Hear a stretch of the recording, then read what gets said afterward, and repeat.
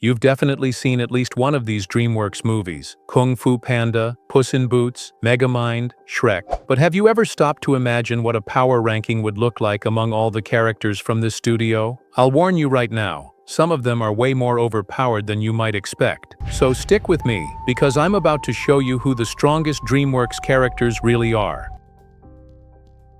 Have you ever imagined what it would be like if Oogway had chosen the path of darkness? Well, Jindiao represents exactly that idea. Like Kapa, he was regarded as the true original Dragon Master. At his core, he was a demonic dragon who, around 1,000 years ago, trained 4 legendary warriors known as the 4 constellations. However, after being corrupted by darkness, he displayed power that far surpassed even that of his own disciples. That is why, with Oogway's help, the 4 constellations had to unite in order to separate Jindiao's soul from his body, containing him once and for all. Yet his power was so overwhelming that, even in defeat, his essence managed to merge with the body of a vulture. The cost of this victory was steep. All members of the 4 constellations lost their lives in that battle. Even after millennia, Jindiao continued to exist thanks to both his draconic nature and his most dangerous technique, Qi absorption. This ability not only grants him vitality and instant healing from wounds, but it can also be used to amplify his power or even transfer energy to others. In his vulture form, he retained access to an arsenal of Qi-based techniques, including energy attacks, mind manipulation, the summoning of shadow creatures, teleportation, clairvoyance, portal creation, large-scale telekinesis, and devastating strikes capable of taking down multiple opponents at once. His ultimate goal was always to claim the Chai of the sacred pool, said to be the very source of all Chai in the universe. When he finally acquired this power, Jindiao returned to his original dragon form. In this state, his abilities reached unfathomable levels: devastating energy blasts, even greater aerial agility, near immunity to Qi-based attacks, and the terrifying power to unleash green flames. The only way to confront this monster was to combine the Chai of Po, the 4 constellations, and all the pandas, empowering them with the energy of the sacred pool.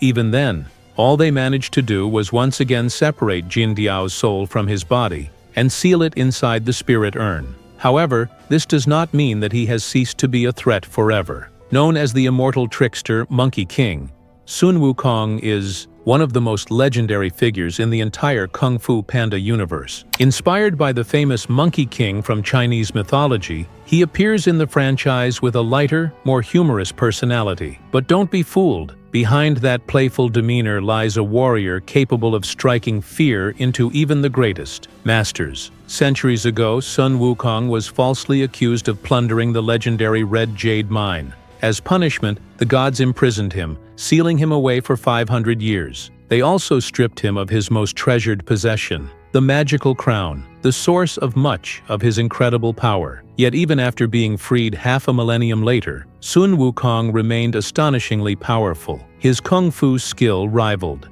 that of Oogway himself. However, what truly set him apart were his supernatural abilities, which extended far beyond the traditional use of Qi. He demonstrated powers such as telekinesis, levitation, teleportation, creating copies of himself, and even manifesting objects from thin air. On top of that, he could grow to colossal sizes or completely alter his form, transforming into any creature he wished. At the height of his strength, especially when wielding his magical crown, Sun Wukong was virtually unbeatable. Proof of this lies in the fact that, when the demoness Bai Gujing attempted to steal his soul centuries ago, even with all her immense power, she was utterly destroyed, her essence sealed deep within the earth, and his feats are not just a thing of the past. Even in modern times, when Bai Gujing returned in a colossal armored form, strengthened by the very crown that once belonged to him, Sun Wukong was able to face her as an equal, remarkably, without even wearing the crown.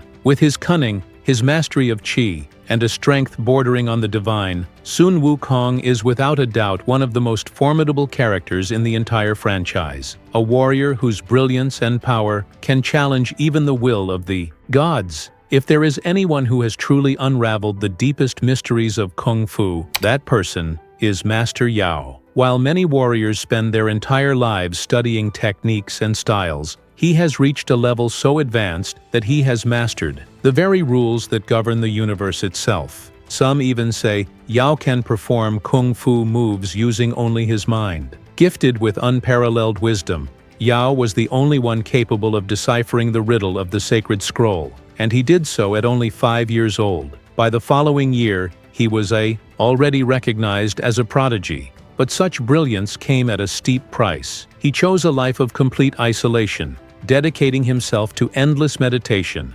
severing all ties with the outside world. This solitary path made him the ultimate guardian of Kung Fu's deepest secrets, amassing in his mind limitless knowledge and a power that seems to come from the cosmos itself. Many believe he possesses a form of omniscience, as he has demonstrated the ability to read thoughts, watch events unfold in real time anywhere on the planet, and even glimpse the future. And whenever anyone asks him how he is able to achieve such feats, Yao simply answers, "Because I know everything." What truly makes him a legend is the fact that he is the only living being who knows the 5 mystical secrets of Kung Fu. The first is the Iron Heart, a technique that multiplies one's strength 1,000-fold.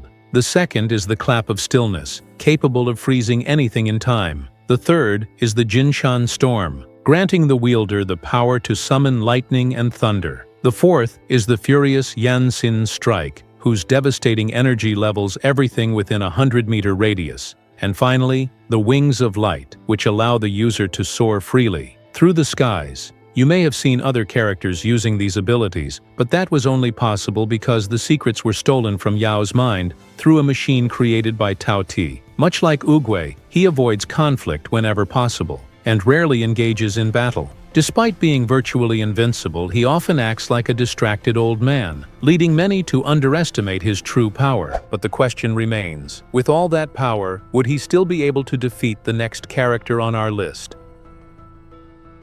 Pitch Black can't be defined as a person. He is, in fact, an entity, the physical embodiment of darkness and fear. While he's often treated as fear itself, he can also be compared to the classic boogeyman, since he's directly tied to the childhood belief that a monster is hiding in the closet, under the bed, or anywhere the shadows gather. Today, ironically, Pitch Black is only a shadow of what he once was. During the Dark Ages, a real period in human history, his power was so overwhelming that it surpassed that of all the Guardians combined, including his greatest rival, Sandman. His most terrifying ability is his complete knowledge of people's fears. It doesn't matter if this is your first encounter with Pitch Black. The moment he appears, he already knows exactly what your greatest fear is, and he immediately begins to use it against you. This can happen physically, by shaping black sand into the form of your fear, or psychologically, by exploiting insecurities to shatter your emotional stability.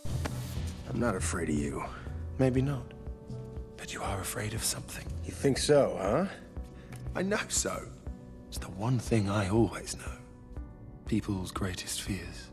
The more people feel fear, the more powerful Pitch Black becomes. This growth directly amplifies his other abilities, especially his control over sand. In this sense, he shares a similar gift with Sandman. Both can create almost anything using sand, from weapons to living creatures. The difference is that Sandman uses this power to create good dreams and protect children. Over time, however, Pitch Black learned how to corrupt Sandman's golden sand, turning it into black sand. Dreams became nightmares, and Pitch Black was able to overpower the young Yellow Guardian himself. Despite being so powerful, Pitch Black chooses children as his primary targets, precisely because they haven't yet learned how to face and control their own fears. For that reason, teenagers and adults are rarely attacked directly. Still, any adult carrying unresolved trauma becomes a perfect target for the King of Nightmares. In his presence, a single moment of hesitation, just one instant of insecurity, is enough to give him the advantage. That's why the only known way to defeat Pitch Black is to show absolutely no fear in his presence. And if you're strong enough, physically or mentally, you might achieve something even rarer, making fear itself afraid of him. But after all, is there any being capable of feeling not even a single drop of fear?